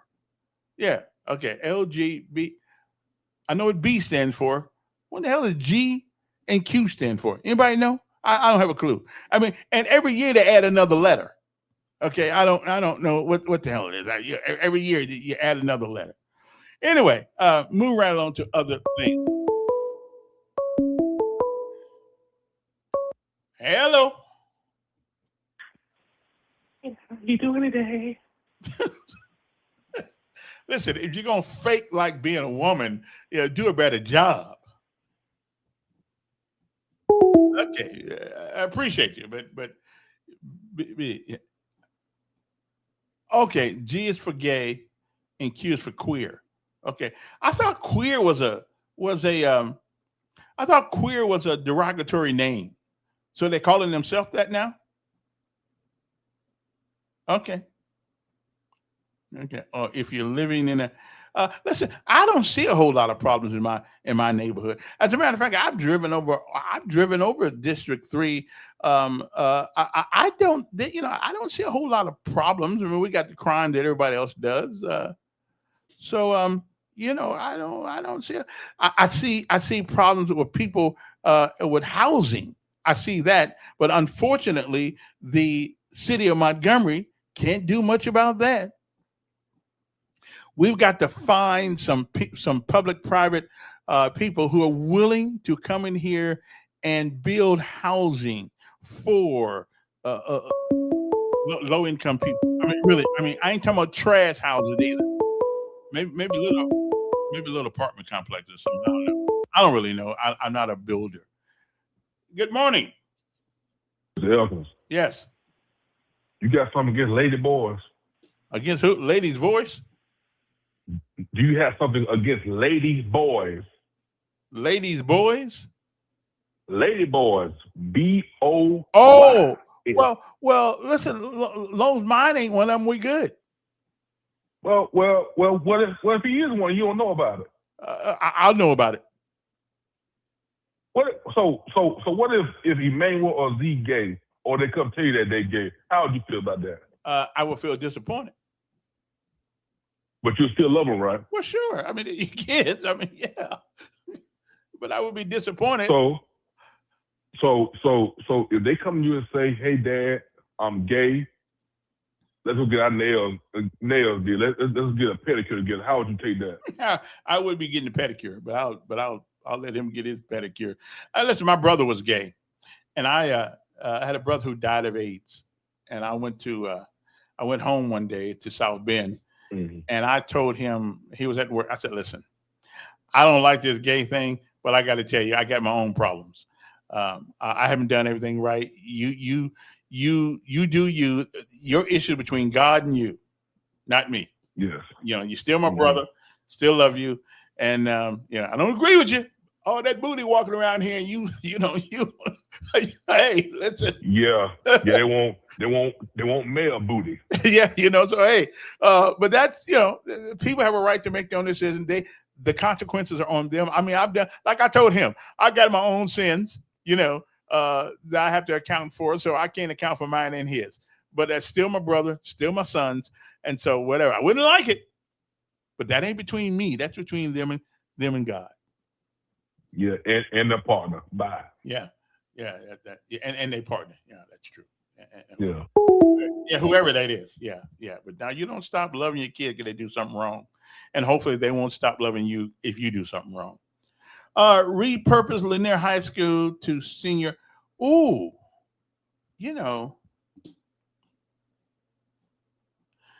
that is a. I wonder how could.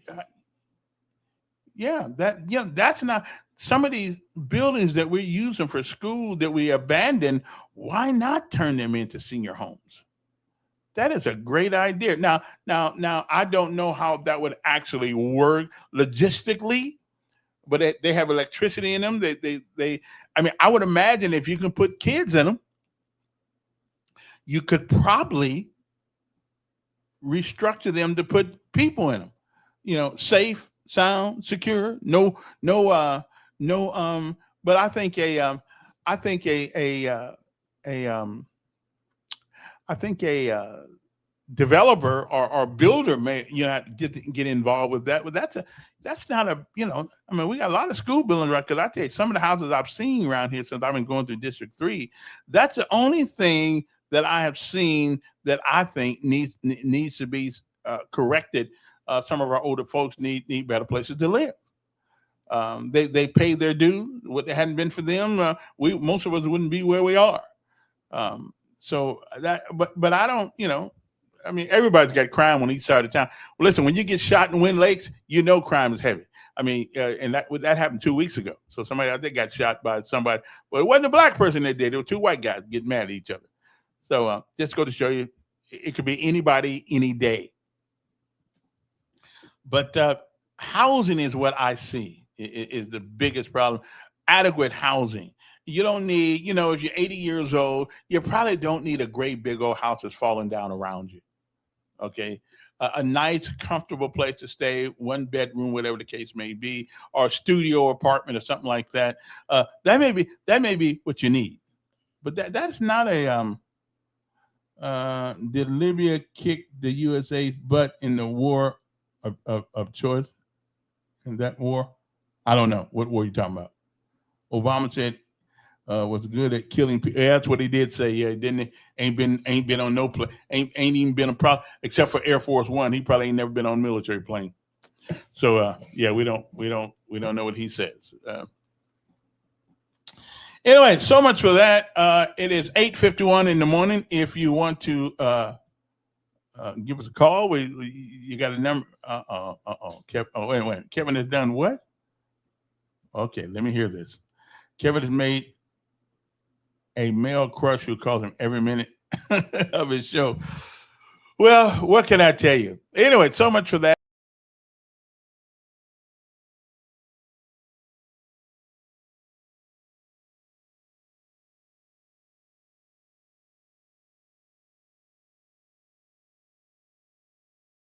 Wrong button there. Sorry about that. Again, I want to know what suggestions, if you could go in front of your city council person and told him this is a way to change the culture in Montgomery, Alabama, what would you tell him? Okay, I'm your councilman. What do you want me to do? What do you want to happen in District 3 if you live in District 3? What how can we change this culture? Yeah, Duke. I'm doing fine. Mm-hmm.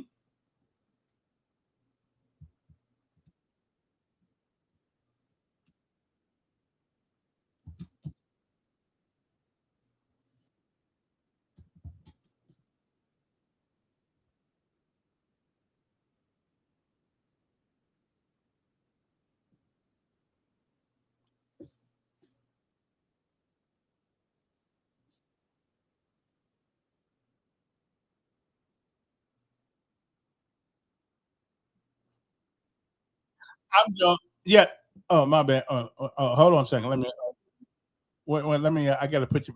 Hold on a second. Nobody heard you because I want to make sure they hear. Because when I give you this response, I want to make sure that I appreciate that. To let me know. I want to make sure that you people hear you. And Duke is saying another hyperbolous thing. That the president of the United States had signed a bill last week. I won't sign a bill. No. Hold on. Don't talk for me. I speak for myself. Well, go right Nope. ahead. I said both other people on both sides, the Democrats and the Republicans, got together and signed this housing bill. Passed this housing bill, and Trump didn't want to sign it because he wants to, for some desperate reason, desperate ass reason, he wants to pass this SAVE Act thing. He worried about the voting. He didn't cry wolf when he won and beat Kamala Harris like never before, as he said.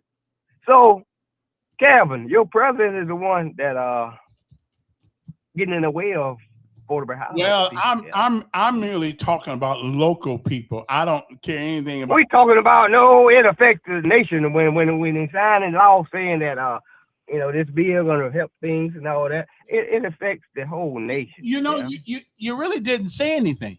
You didn't tell me what kind of house. What you mean? You didn't. No. Like I said, I just came on and heard you talking about housing and all that. I just have to think about that. And I meant to talk to you about it last week, but I forgotten about it because you were talking about the poop, clean the dog poop and all that. But anyway, your president is the one blocking stuff, Kevin, making things better for us. And will that help Montgomery? Yes. Okay. How much money? Like this. Well, Kevin, all the bills that they passed, that the nation is supposed to. Now, according to what I'm reading here, the 21st Century Road to Housing Act, a comprehensive bipartisan package enacted into law on July the 11th. Yes, it passed anyway. Yes, 8 days later, something like that. How many days later? So what we want? Trump did not sign. That's my point I'm making. I'm trying to highlight that part for you. It's not unusual. What's your favorite color in crayon color? What color you want me to use? It's not unusual for politicians to bicker back and forth on policy. No. My thing is, your president sat there when Lindsey Graham died. He said Lindsey told him before he died that he wanted that SAVE Act they passed. Now he wanted to use it on everything. Then he came out yesterday and said, "Y'all need to help me out. Y'all need to help me out because they're going to impeach me." Will you? Why would they impeach him, Kevin? Why is he worried about being impeached? Wait a minute. Here are the key provisions, and you tell me how this helps Montgomery. Institutional investor restrictions, which I'm good about, prohibits large corporate landlords owning 350 or more single-family homes from purchasing to additional single-family properties.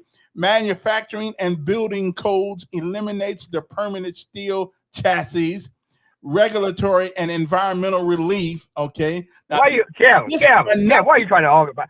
Kevin, why are you trying to argue about this? Why are you trying to protect Trump on this one? Kevin, it's okay. It's okay to get outside of the court. Do I gotta shut you up for a second? This has got nothing to do with building houses in Montgomery, Alabama. Nothing. It ties in with all that. Ties in with the. Well, you tell me how. No kind of way. But my point is, your president. Yeah. Said he wasn't going to sign. He didn't sign it. Presidents have that authority. They have that authority to do that. No, he gave his reason for not signing. He wanted to add this damn SAFE Act thing in there. Want y'all to find your damn birth certificate. He wants you to find your birth certificate when you were married to your first wife and your second wife and your third wife. It has always been give and take in Washington, D.C. like it is in Montgomery. Always. But this man right here tell you that he gonna be impeached if he don't pass this bill, Kevin. I don't care what that's hyperbole too. Okay, but wait a minute. Okay. Bye.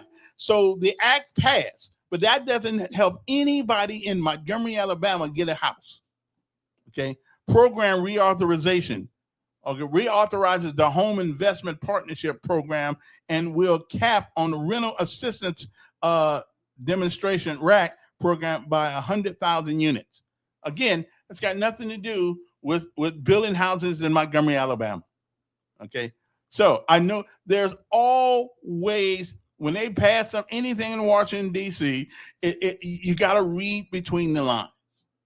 Okay, now I agree that an absent landlord or an absent corporation should not own all these properties in Montgomery or any other place. And if you notice, after COVID, everybody's rent went up. Everybody's rent. Like all of a sudden, we were getting more money than we were getting to begin with. We were getting more money. So now all these people who used to pay $500 a month now are paying anywhere from $900 to $1,200 a month. The average rent in Montgomery, I don't know how in the hell people are paying it. It's $1,300, $1,400 a month, anywhere from $1,000 to $1,300 a month. The act that you're talking about didn't save anybody from that.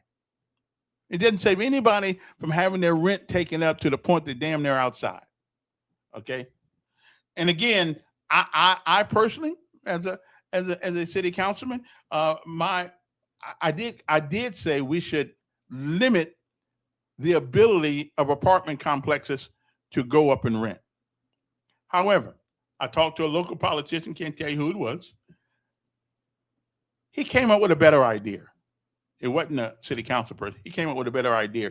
He said it would be unfair for if we limit people's ability to raise their rent. If we limit that, then what if you have a person that lives in their apartment that tears it up, and you got to fix it? What if they burn it down? You got to fix it. Now you got to fix it. They're burning it up. He said, no, we don't want to do it. What we want to do, if you're 65 or older, then you get a 5-year mortgage. I mean, a 5-year lease. Okay. 5-year lease. Every 5 years you get a lease. That way, at least for a little while, you have a place to stay, and that you don't have to worry about nobody raising your rent if something happens. Okay.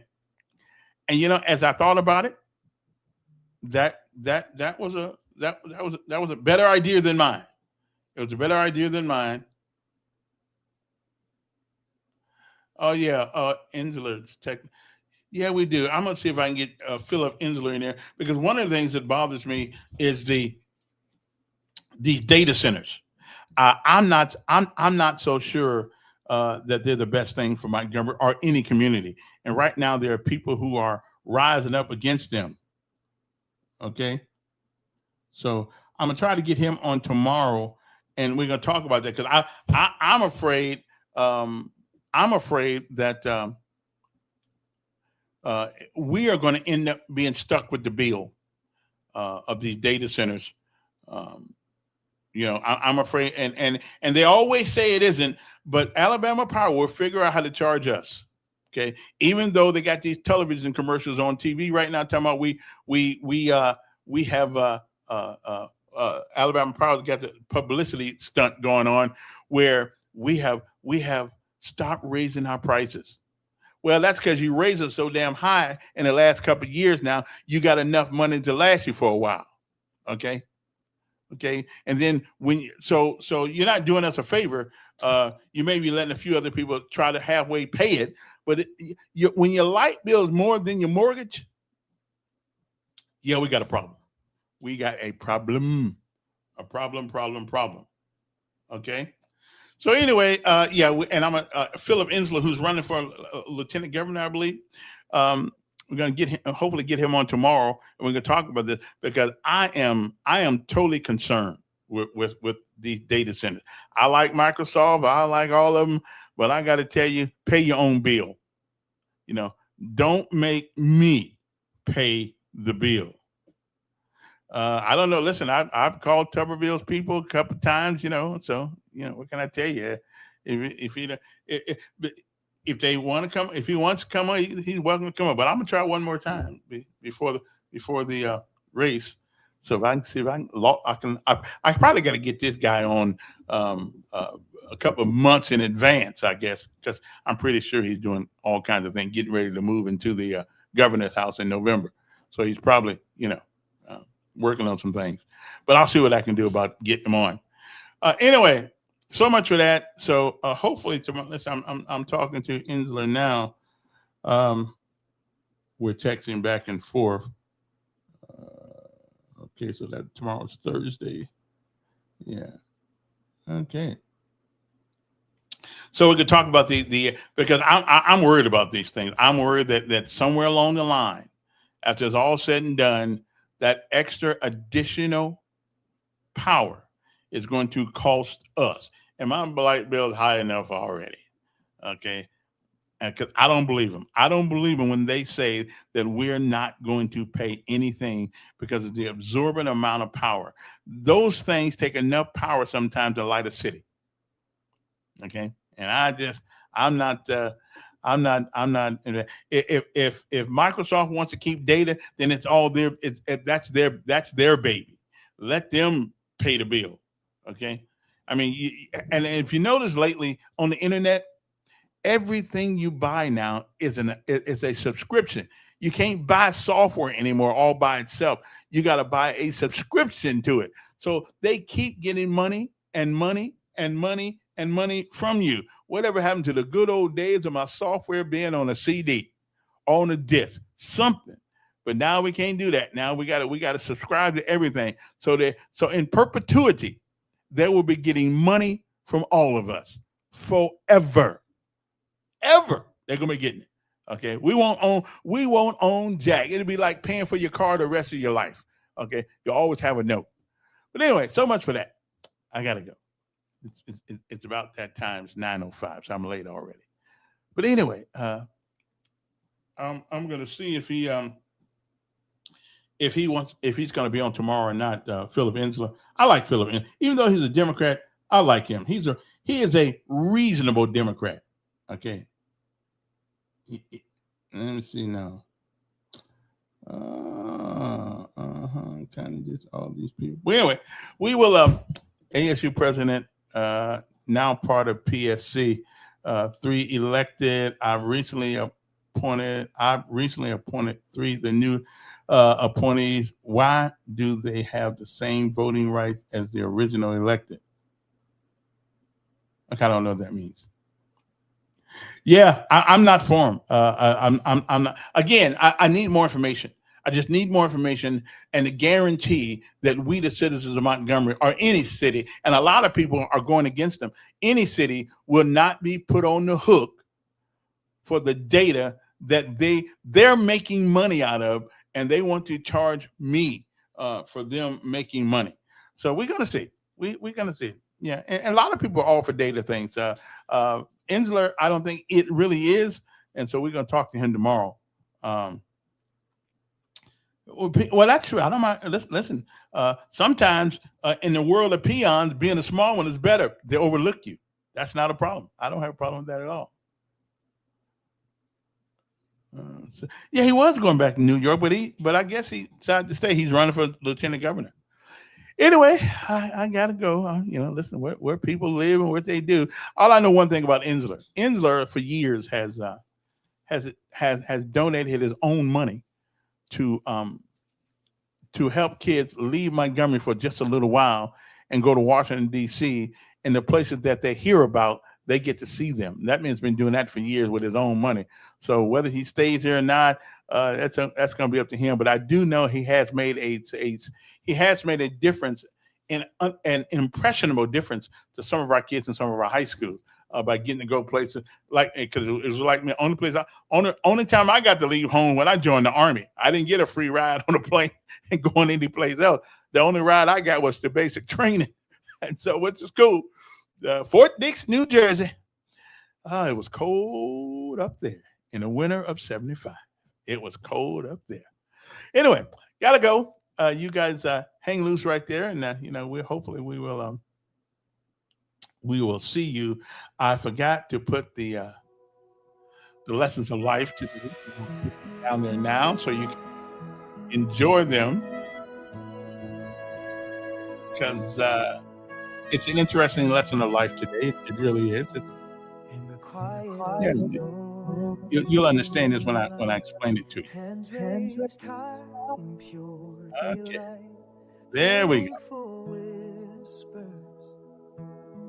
Now, let me see if I can get this to you.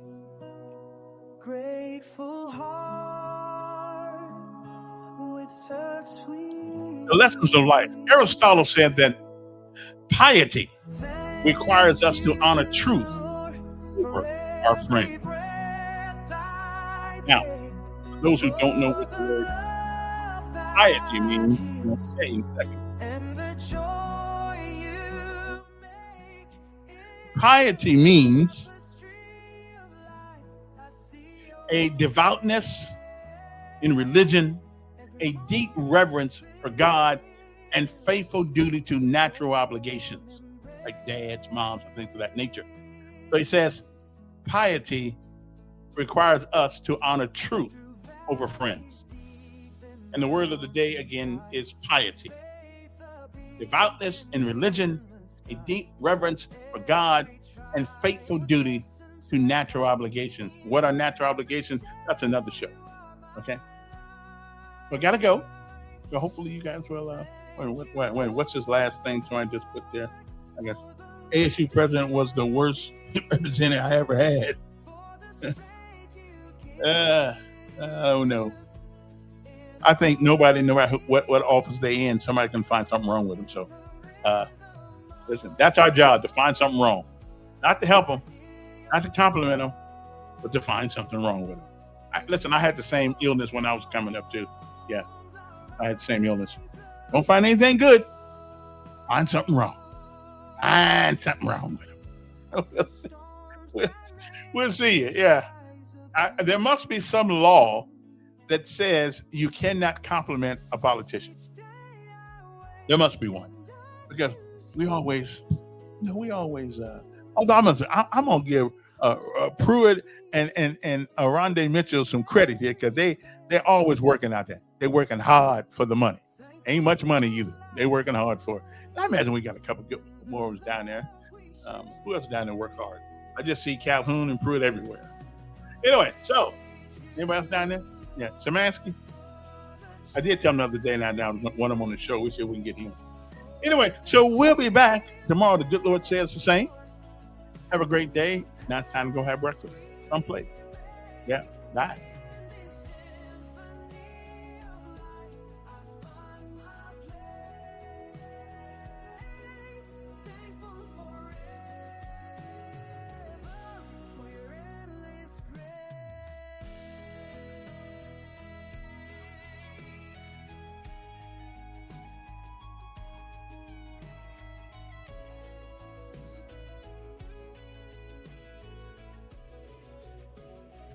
And I'm not going to get off this. How do we change the culture of Montgomery?